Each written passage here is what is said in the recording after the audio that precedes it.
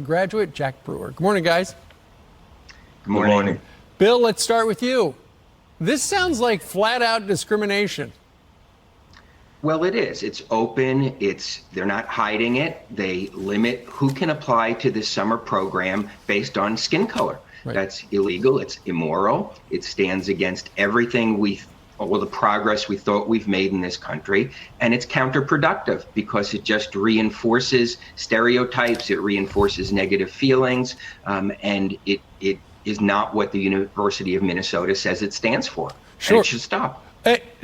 They should. It's flat-out discrimination. But you say when the discrimination is against white students by the university itself, it is met with a shrug of the shoulders and ignored, Bill.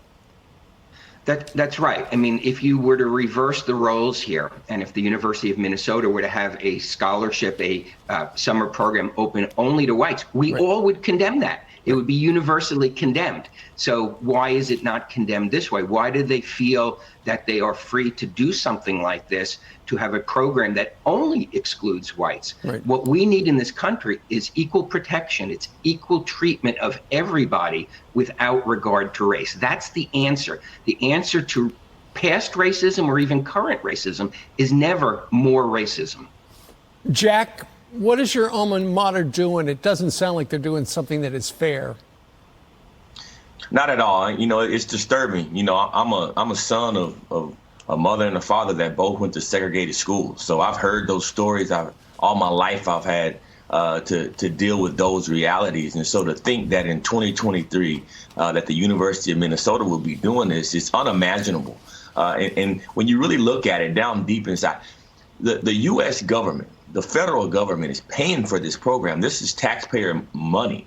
And so for them to go and I'll call it a sin, this is a sin of division, of racial divide, to think that this is in some way diversity, equity, inclusion, and these buzzwords that people are using now, it really is setting us back years and years.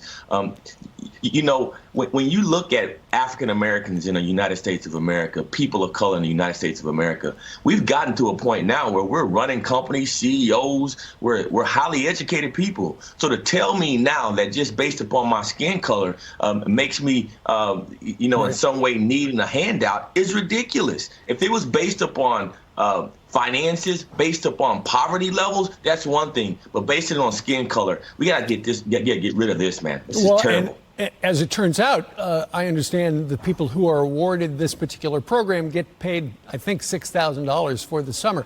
Bill, we're almost to the summer. You know, Labor Day's at the end of this week. Is there any chance they're going to turn this around? Well, that's up to the University of Minnesota, whether they want to do the right thing or not. The burden's on them to make this right and to undo the damage that they've done. How can they say they stand for inclusiveness when they're excluding? You can't be inclusive by excluding. Jack, I'm going to give you the final word. What's your definition of minority in the United States of America today? You look around and you see all shapes, sizes, and colors. We're a nation of people that are together. We are one blood.